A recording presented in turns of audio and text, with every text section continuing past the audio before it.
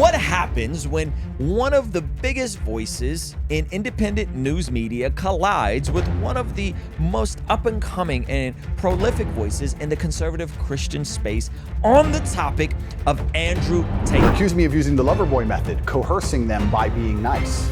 That is exactly what happened with Breaking Point sitting down with Allie Stuckey, who had an amazing take on Andrew Tate, and I am here for all of it. All right, I've been critical of Allie in the past. We're not going to unpack that here, Allie, but this video is amazing. Let's jump right in.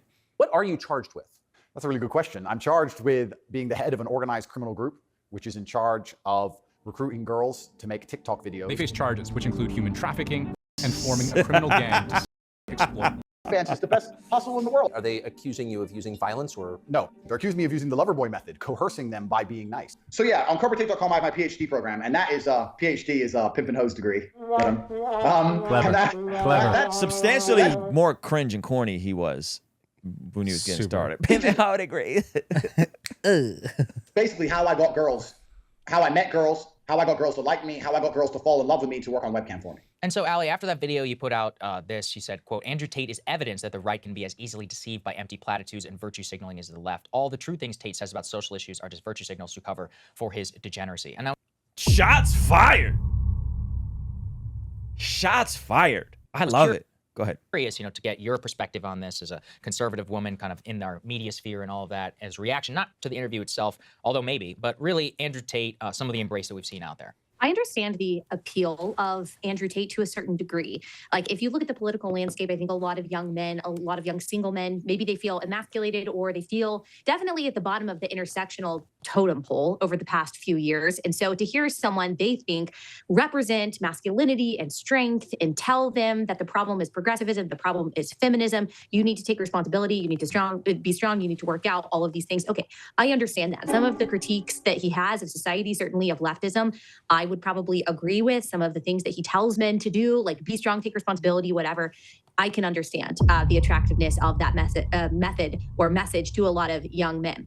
However, he is charged with trafficking. He is charged with he is charged and has admitted on tape several times that he has manipulated young women. In one video, he slips up and he says, oh, it's normal for 15, 16. I mean, wait, what's the age of consent? 18-year-old girls to come and work for me. And how he does it is he gets them to fall in love with him. He promises them some kind of future relationship, some kind of long-term commitment, has sex with them. And then after that, uses another woman to convince this girl to then do webcam work for him, and then takes over half of their money.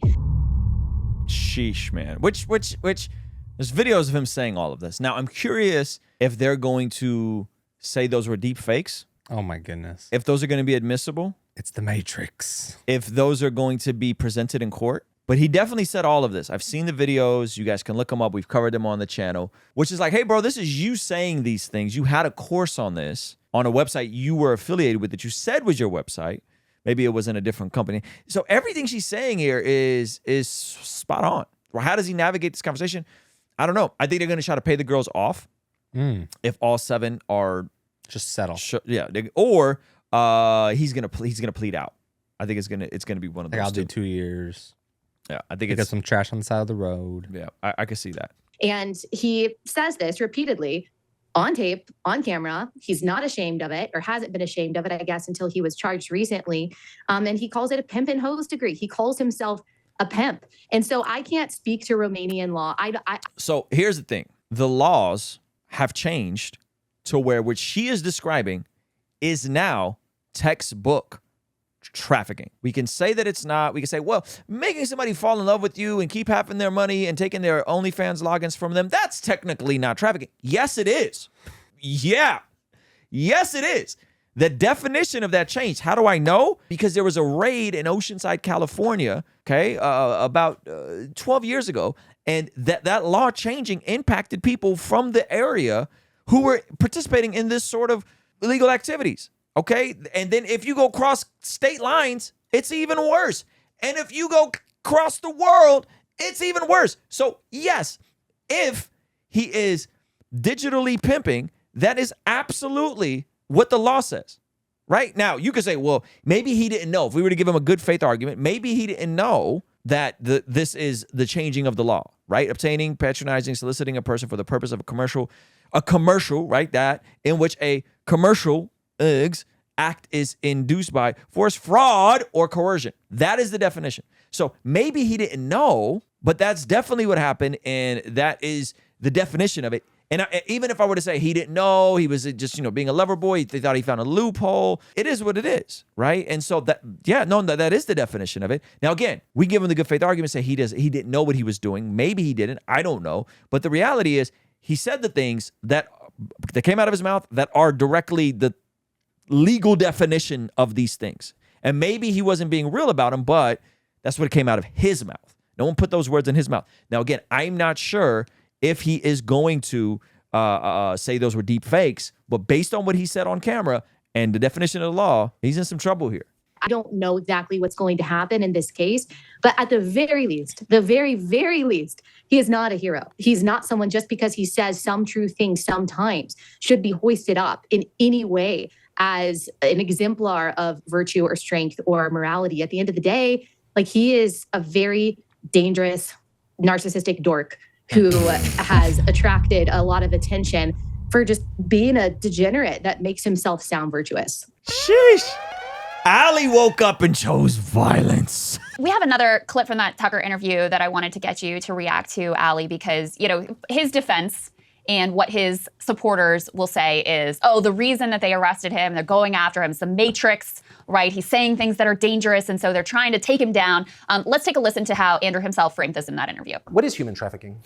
Yeah, so the overall, my understanding of it, they're saying that human trafficking is when you convince a woman to do something she doesn't want to do for financial gain. And there's different methods you can do that. You can do that through force, and you can also do that through emotional coercion. I think most people, just speaking from the American perspective, most people believe that human trafficking is effectively slavery, selling human beings. That's what I believe as well. Absolutely. So you see what that is? You see how disingenuous Tucker Carlson is here? We have the freedom to do whatever we want. Well, most people think you got to have somebody tied up in the back of a car with duct tape on their mouth and on their hands, and they got to be laying there like that. And then you got to move them across state lines or across the country. I mean, that's what we thought. Where people are, tying people up and bringing them over in boats. That is a definition. And then they're tied up in the basement. When you finally end up the enemy of the Matrix, and they use the legal system as a weapon to punish you for having an opinion, you realize how subjective the law is, right? Because it can be a weapon. When you have something subjective, you can just pick and choose. So if they sit and say, human trafficking is a woman doing something for financial gain against her will via emotional coercion.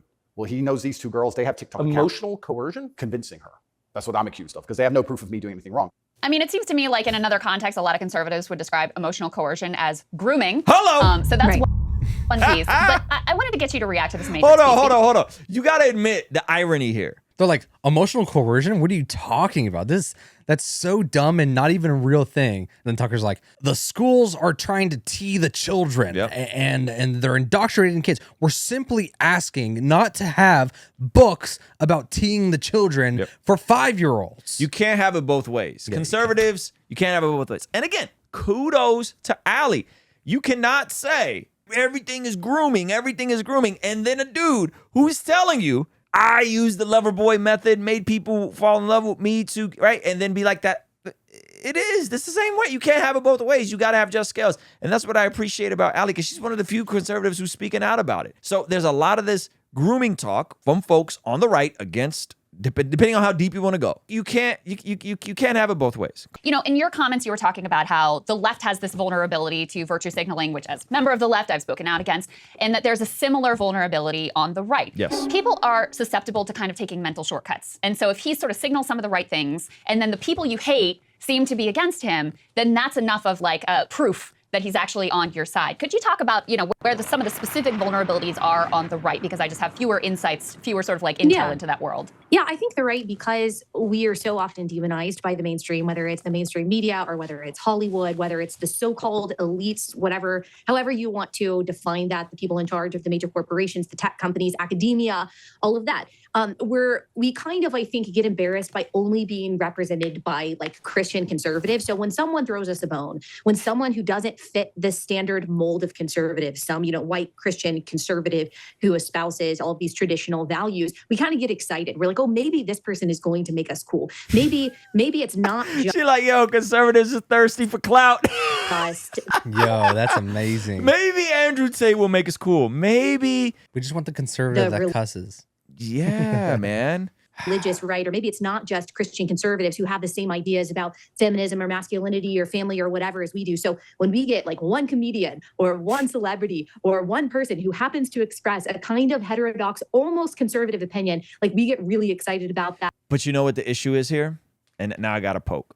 Uh-oh. I was going to be generally positive. And this is not me going at Allie because I don't know her exact position on this. But when you have had cool people who are aligned with you and they said, I'm with you on pro-life. I'm with you on Jesus. I'm with you on capitalism. I'm with you on lower taxes. I'm with you on the family. But we got to do something about police brutality. You yelled woke! They're woke! How dare you? They're woke. They're cultural Marxists. And all the cool Christians that you guys threw them under the bus. They're like, I guess I'm left now. In exchange for Andrew Tate and Kanye, y'all had KB. And I'm not saying Allie did that, but there was definitely people calling me a cultural Marxist. Literally people on the phone with me saying, bro, you're promoting cultural Marxism. I'm like, brother, I come from real communism. Do you understand how insulting it is to call me, the guy who escaped communism, a Marxist? Like, and so, you know, I love how based Allie is in it. She is dropping really, really good stuff. But if we're being fair, how much of this is self-imposed? And how much of this could have been dealt with private conversations and unpacking some of these issues with the folks you would dismiss as woke who are Christians instead of publicly railing against them. And then when there became this void, then people just kind of went in their own vortex and avoided conversations that were challenging because if they always felt attacked. I'm not saying that they always were attacked. I'm saying they always felt attacked, and oftentimes, you know, perception is reality. Put them on some kind of pedestal as our hero. And then we always end up being disappointed. The same thing kind of happened with Kanye West, not comparing Kanye West and Andrew Tate, but that's the principle that I'm talking about here. So I think a little bit of that is coming into play. But then, of course, when you add on top of it that I think Andrew Tate, much better than some of the other celebrities that the right kind of clings onto so hastily, he really does understand the language. Like he does understand the concerns of a lot of conservative or at least non-leftist young men. I think he is in some ways very different. And as I said, degenerate version of Jordan Peterson. Shots fired. I think she crushed this interview. Yeah, it was great. She knocked this out of the park. The whole degenerate Jordan Peterson bit, the comparisons, like she really was amazing here. In that he appeals to like very real emotions, very real feelings of like loneliness, of lack of value, of disrespect, of being kind of lost in the world and wanting to feel value, feel purpose, feel like you're adding something, feel like you're pushing back against darkness. Like he really appeals to that. And because he says things that are true and because he captures that like pathos so quickly, which is really the sign of like a good communicator, the rest of the stuff just kind of gets justified. They either say, well, it's just part of his persona or that's lacking context somehow, or he's joking or whatever it is. But look, it's difficult to detach yourself from someone who has emotionally appealed to you and kind of placed himself in the position of mentorship. So I think that's what happens to a lot of young men who have become kind of his disciples, if you will. Kudos to Allie. She did great. Hey, this is a segment from our daily after party stream. Consider partnering with us online for as little as $5 a month to get access to these daily after party streams completely unedited. You'll also get access to our podcast as they are streamed live into the community before anyone else gets to see them, get to interact with our guests, get access to our private Discord server, and a discount code for our store for as little as $5 a month. Ultimately, that will help towards helping us continue contextualizing the gospel using media and podcast here on YouTube. All right, I'll see you over there. Peace.